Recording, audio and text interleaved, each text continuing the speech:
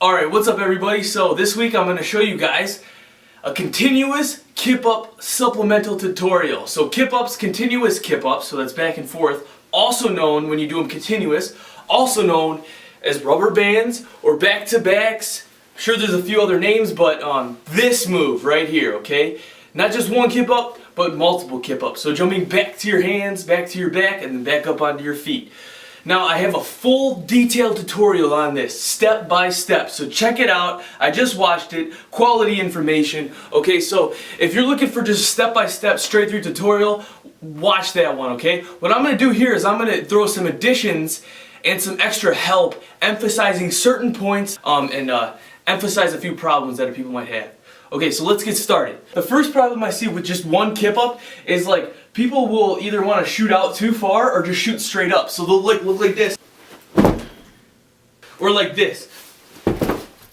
You want to think kind of like 45-degree angle, okay? So you want to kind of arch that up and onto your feet. Arch it over, okay? And land on those feet.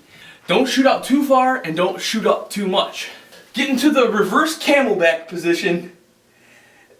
And practice throwing yourself over like that, okay? Like, practice coming up like this. So, here.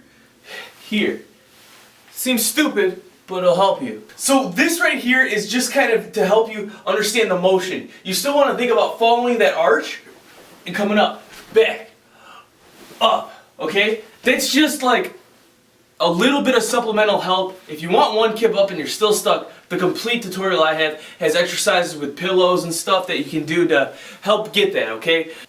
You got one. You can land decent. You land like here. Heck, you even land here, okay? So now you want to go back and forth. A lot of people can go back once or they hurt themselves when they go back once. It's like a problem. So when you jump back, you're like, bah! Okay? And that's probably because of a few reasons that I'm going to point out here. So, I land right here, and when I throw myself back, okay, I want to throw myself back onto my hands. Okay, so to understand this, lay on your back, have your palms facing in the air. When you jump back, they're going to come over you, they're going to land, and your fingers are going to be pointing down your body. So watch my fingers. Up, back, up, back.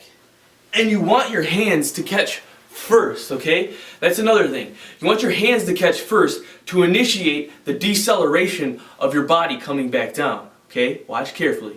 Now probably the most just looked over thing is the absorption of the shock. If you do it wrong, first of all it's going to hurt, second of all it's not going to make your move efficient and you're going to run out of energy really quickly. So watch my legs.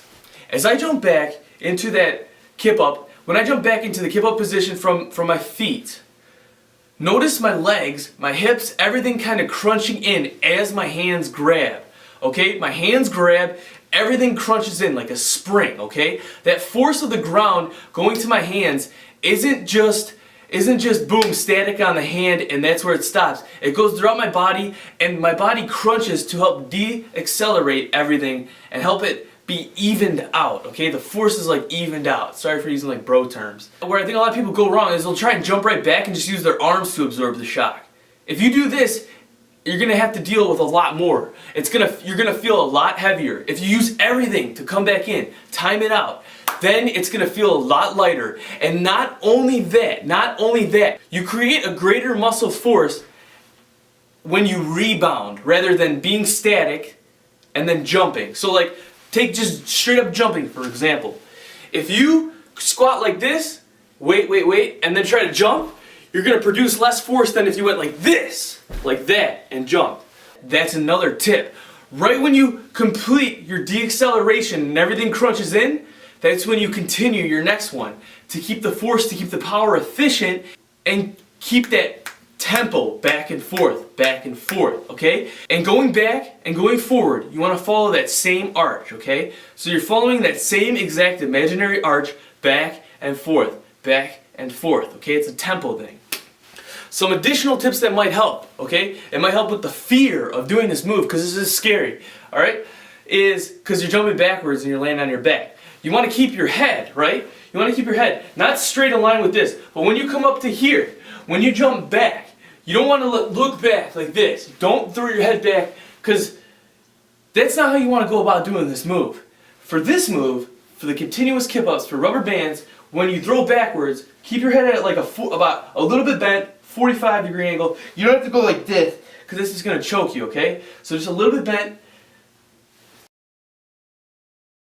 Another tip is just overall the whole thing is you want to think about the zone of impact, like the force zone on the upper shoulder blades where you're the strongest, okay? It's going to be a little bit different for everybody, but it's where you feel the most comfortable landing on your back. You don't really want to think of it on your like neck or the back of your head, especially the back of your head, because you don't want to cause brain damage, all right? So you want to land on your shoulder blades and absorb the shock. And you want the force of going back and forth to be heck, no more than me just going like me just jumping up and down like doing like jumps or squats. That's all the force should be. It shouldn't be like bap on your head and bap on the thing. Alright, so let's do a full recap of the whole thing, okay? So what you want to do, start down on the ground on those upper shoulders, with most of your mass focused on the upper back, and then also on your hands. So you're going to kip up, like in my full tutorial.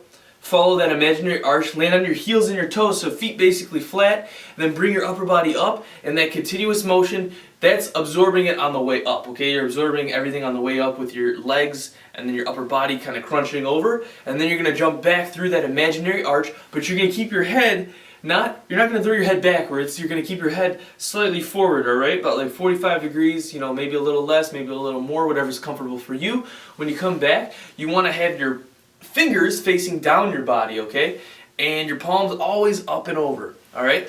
So you don't really need the bridge stretch to get this move, but the bridge stretch will help with that additional shoulder flexibility for throwing your arms behind your head so that your palms can touch the ground before your upper back does. That's where it really helps. So then you touch those palms to the ground first, and you start absorbing everything with your arms and then the rest of your body, okay? When your shoulders touch, your legs are coming in, your body's kind of crunching, it's absorbing all that shock, everything. It's going to feel really smooth when you get this down.